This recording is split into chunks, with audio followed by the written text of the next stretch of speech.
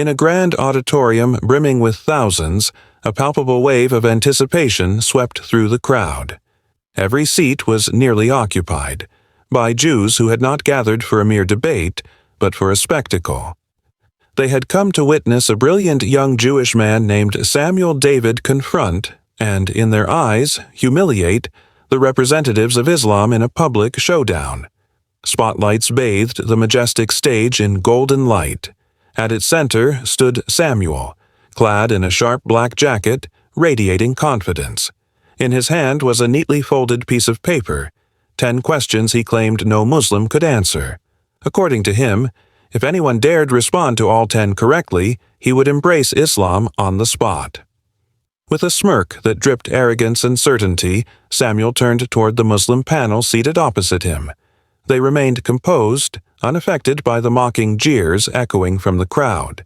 Then Samuel stepped forward, raised his hand, and declared in a booming voice, "Today, I will prove to all of you that Islam is nothing but a fabricated faith. I hold here 10 questions, 10 truths that will silence every Muslim in this hall. And if someone answers them all correctly, I swear before you all, I will become a Muslim." His voice thundered across the room.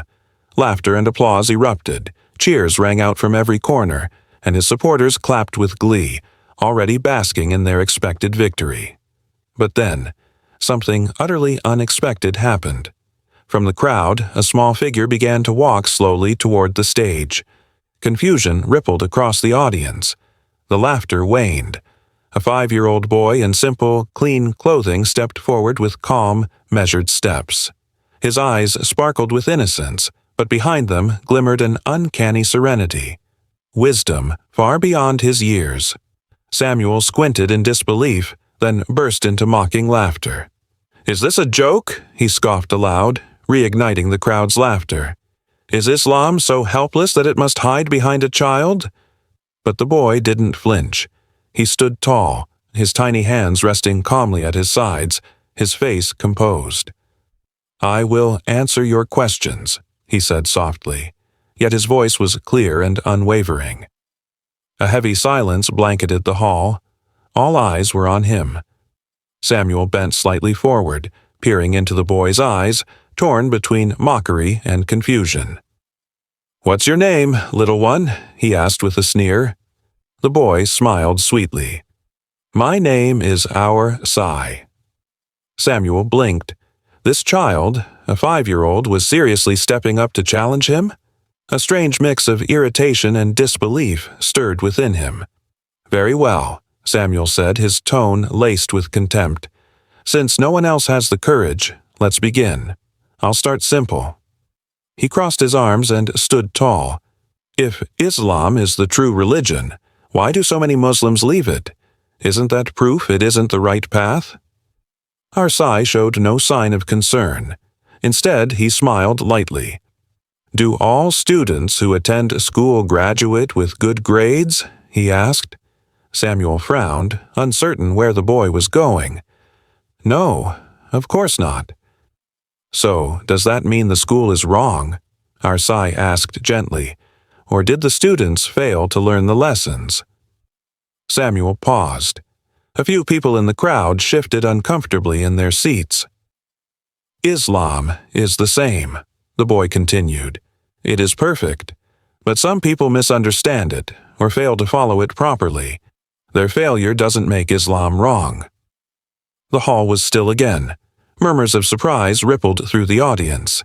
Even Samuel seemed momentarily at a loss for words. He cleared his throat. "Fine. That was clever," he muttered. "Now for the second question." His voice regained its force. "If your God truly exists, why doesn't he appear to humans directly? Why is he hiding?"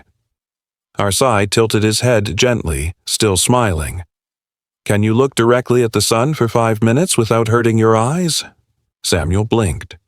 "No," he said hesitantly. "If your eyes cannot handle the light of one of God's smallest creations," the boy replied softly, "then how can a human bear to see the Creator himself?"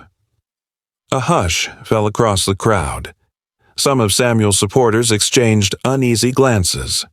The boy's answers were not childish. They were logical, profound, and delivered with a peaceful clarity that struck deep. Samuel clenched his fists. Something stirred inside him, an unease he hadn't expected. He stared at the child again, not with ridicule, but with a reluctant respect. "All right," Samuel said, raising his voice. "If Muhammad is truly a prophet, why didn't he perform miracles like Moses or Jesus? Didn't Moses part the sea? Didn't Jesus raise the dead?"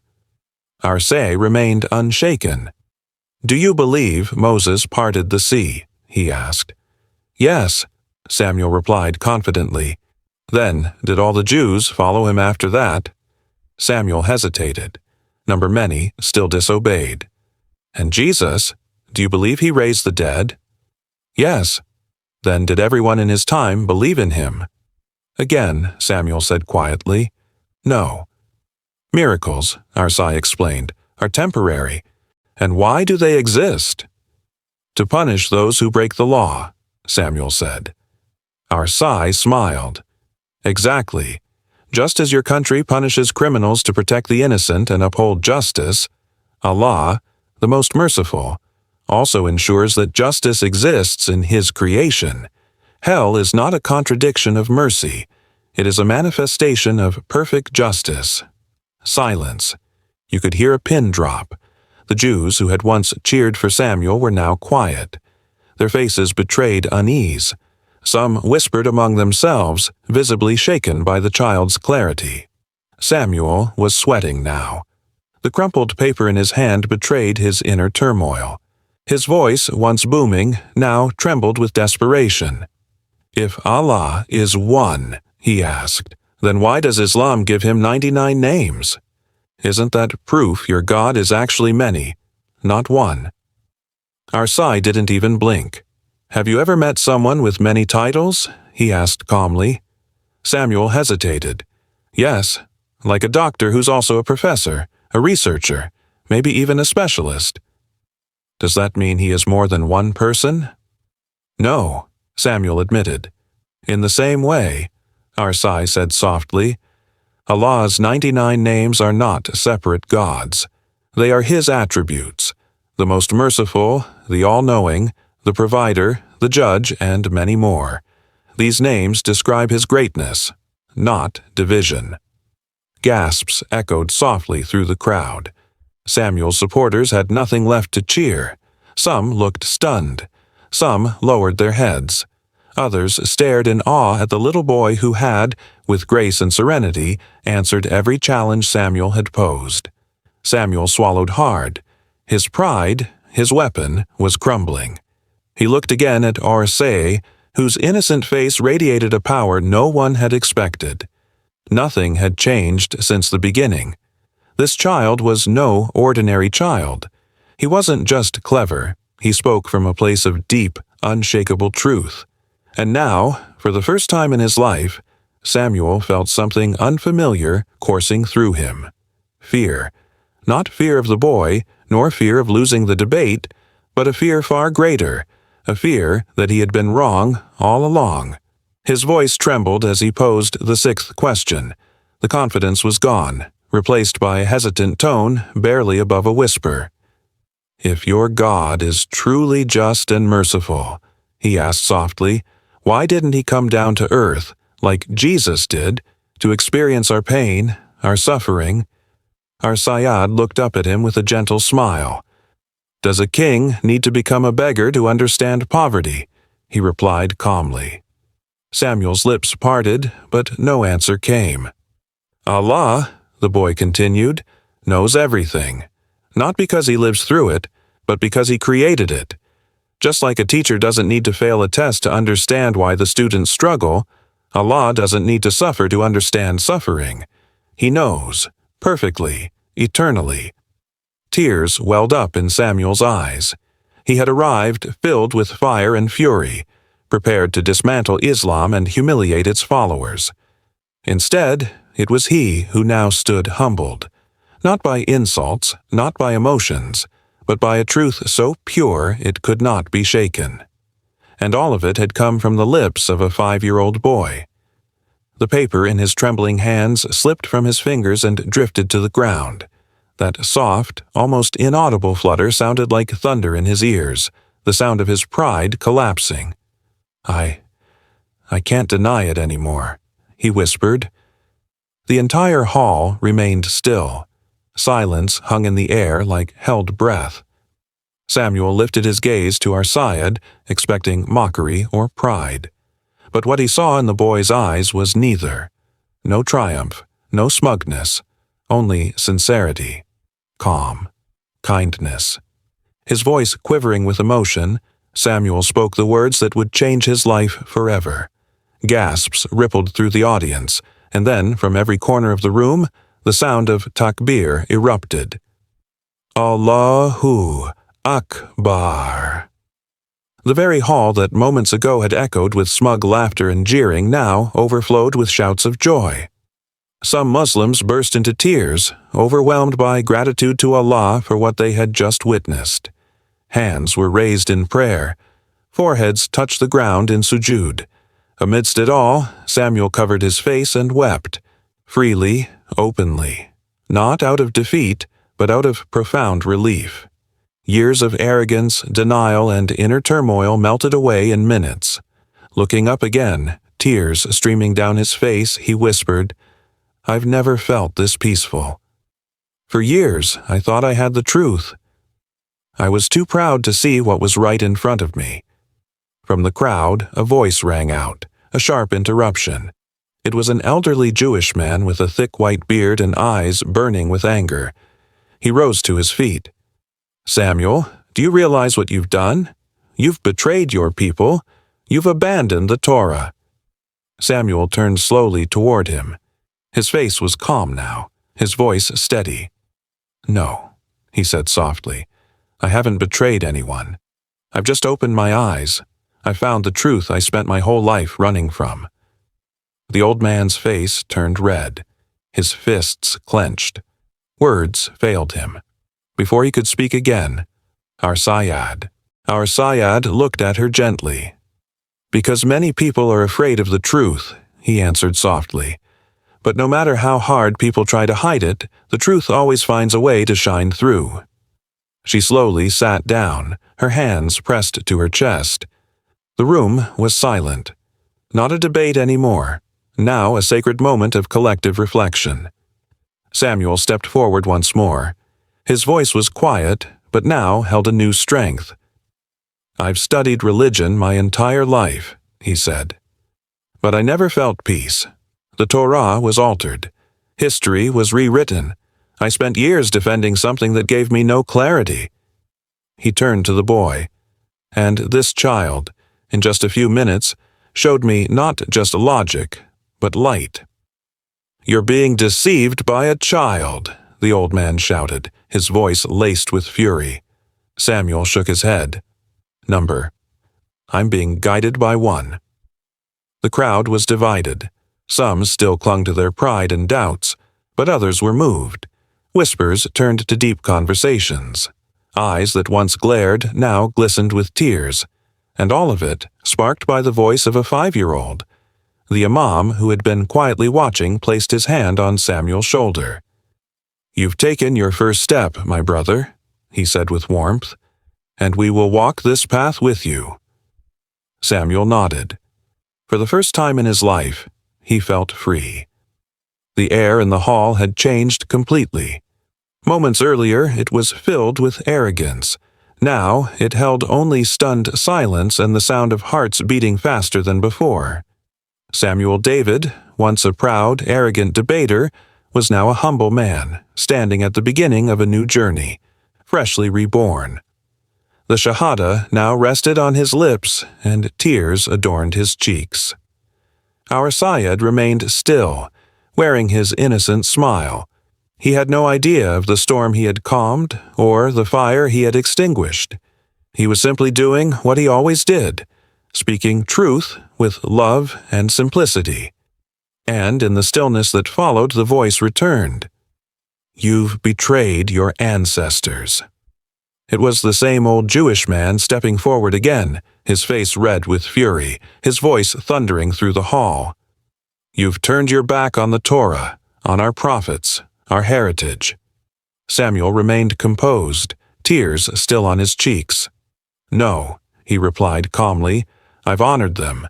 By finally following the truth they came to bring." The old man shook his head, disbelieving. "You've abandoned centuries of faith." Our Sayyad stepped forward again. His voice was soft but firm. "Sir," he asked, "may I ask one more question?" The man growled. "What is it now?" "If Moses were alive today," the boy asked again, "would he reject truth if it came from the very God he worshipped?" The old man blinked. "What?" Our Sayyad continued, unwavering. "Moses was a prophet of Allah. So was Jesus. They never claimed to be God. They taught people to worship the one who created them. But today, people follow words altered by other people, not God's original message." The man's mouth opened again, but no words came. His face faltered. Around him, others were visibly shaken. Some lowered their heads.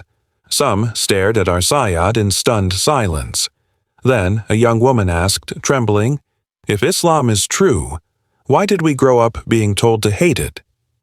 "Because many are afraid of the truth," the boy repeated softly. "But truth always finds a way." The room no longer felt like a battlefield. It had become a sanctuary. Samuel stepped forward once again.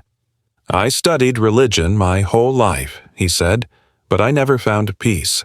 I defended something I never truly believed in." He looked to our Sayyad. "But this boy, he didn't just give me arguments. He gave me something far more powerful, clarity."